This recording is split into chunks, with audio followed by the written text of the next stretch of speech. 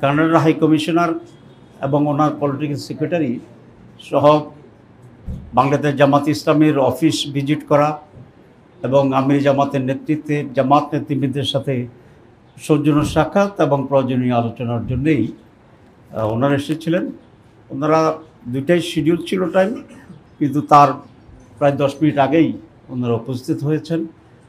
আমরা ওনাদেরকে ওয়েলকাম করেছি, স্বাগত জানিয়েছি এবং প্রায় 1 ঘন্টা ধরেই আমরা আলোচনা করছি।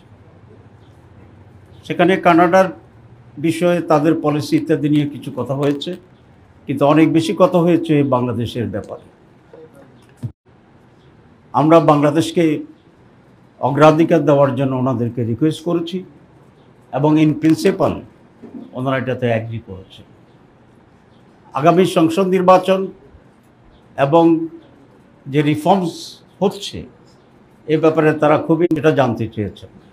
আমরা বলেছি আমাদের ঐকমত্য কমিশনের নেতৃত্বে প্রায় 30টির মতো রাজনৈতিক দল বিভিন্ন মত এবং পথের আমরা যৌথভাবে এখন আলোচনা করছি এবং কয়েকটি বিষয়ে সেখানে মোটামুটিভাবে অগ্রাধিকার পাচ্ছে এবং অগ্রগতিও হয়েছে। তার ভিতরে আমরা আর্টিকেল 70-র কথা বলেছি, আমরা স্ট্যান্ডিং কমিটির কথা বলেছি, আমরা 2 কক্ষ বিশিষ্ট যে পার্লামেন্টের প্রস্তাব আছে সেটাকে আমরা ব্যাখ্যা করেছি।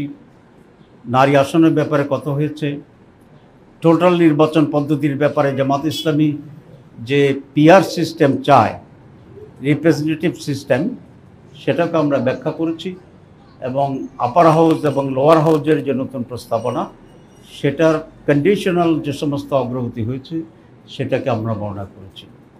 আমরা বলেছি একটা বেসিক চেঞ্জ এখানে বাংলাদেশে দরকার, যেটা পাওয়ারকে ব্যালেন্স করবে এবং কোনো একজন ব্যক্তিকে এখানে একনায়ক অথবা ফ্যাসিস্ট অথবা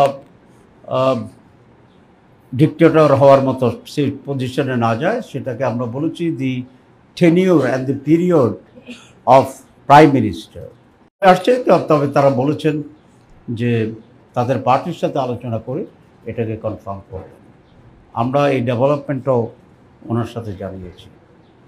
আমরা আরেকটি কথা বলেছি যে বাংলাদেশে আজকের পরিস্থিতির যে প্রধান কারণ সেটা হচ্ছে ভোটারবিহীন নির্বাচন, জবরদখলের নির্বাচন। তো 3টি নির্বাচনই ছিল এরকম এবং যার কারণে সংকট এমনভাবে ঘনীভূত হয়েছে যে একটি সরকারের শুধু পরিবর্তনই হয়নি, বিদায় হয়নি, দেশ ত্যাগ করার মতো একটি পর্যায়ে চলে গিয়েছিল। আমরা এই ধরনের পরিস্থিতির কোনো রিপিটেশন চাই না, আর আসুক বাংলাদেশে চাই না, এটা আমরা স্পষ্ট বলেছি।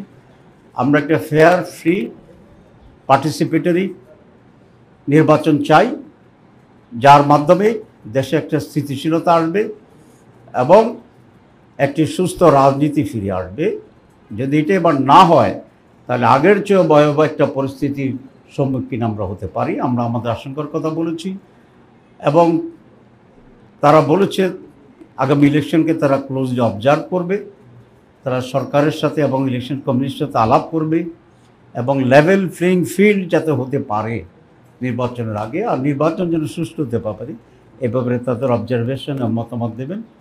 আমরা আরেকটা কথা বলেছি যেটা আমরা আমাদের দাবি যে প্রত্যেকটি কেন্দ্রে সিসি ক্যামেরা বসানোর জন্য, শুধু যেখানে সিল মারবে সেই জায়গাটাকে মাইনাস করে সিক্রেসির জন্য, এবং এর জন্য অনেক টাকা লাগবে। এটা হচ্ছে আমাদের গভর্নমেন্ট এবং ইলেকশন কমিশনের একটা অজুহাত যে এত টাকা, এত বাজেট পাবো কোথায়।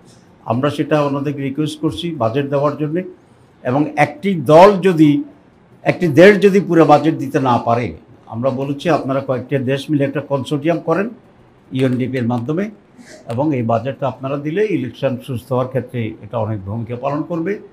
ল এনফোর্সিং অথরিটির ব্যাপারেও মত বিনিময় হয়েছে। আমরা এগুলো এবং একটা right two representation of the people.